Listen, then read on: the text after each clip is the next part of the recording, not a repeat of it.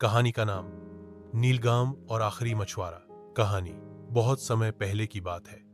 एक सुंदर और शांत गांव था जिसका नाम था नीलगांव।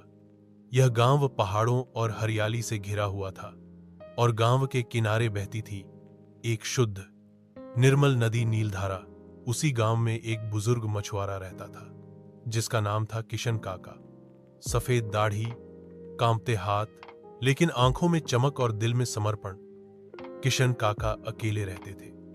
उनका परिवार वर्षों पहले शहर चला गया था, लेकिन काका को गांव और नदी से इतना प्रेम था कि वे कभी वहां से नहीं गए। हर सुबह भोर होते ही काका अपनी पुरानी लकड़ी की नाव और टूटी फूटी जाल लेकर नीलधारा की ओर निकल पड़ते। उन्हें मछली पकड़ने से ज्यादा उस नदी से बात करना अच्छा लगता था।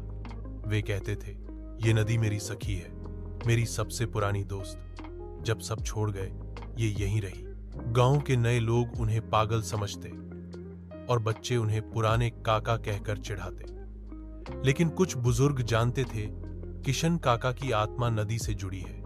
एक विशेष दिन, मौसम अजीब था। आसमान हल्का सुनहरा था और नदी में एक रहस्यमयी चमक थी।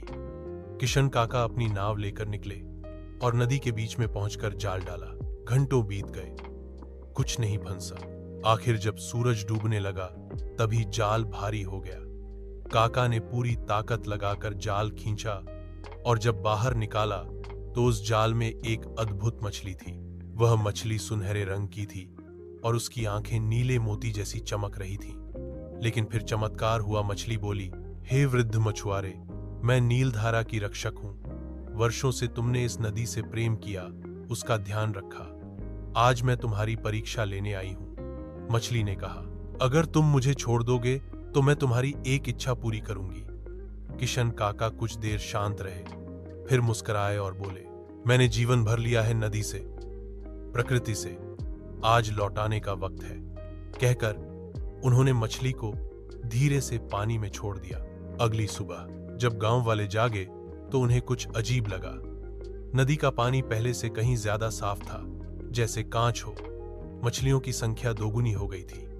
गांव में बारिश समय पर हुई और फसलें लहलहा उठी। और किशन काका, उनकी टूटी झोपड़ी की जगह एक सुंदर सा छोटा लकड़ी का घर बन गया था। बच्चे अब उन्हें चिढ़ाते नहीं थे, बल्कि उनके पास बैठते और कहानियां सुनते। किशन काका ने कुछ नहीं मांगा, लेकिन जो उन्होंने लौटाया वह उन्हें 100 गुना वापस मिला। शिक्षा, मॉरल, प्रकृति से प्रेम, निस्वार्थ कर्म और सम्मान, ये ही सच्ची समृद्धि का रास्ता है।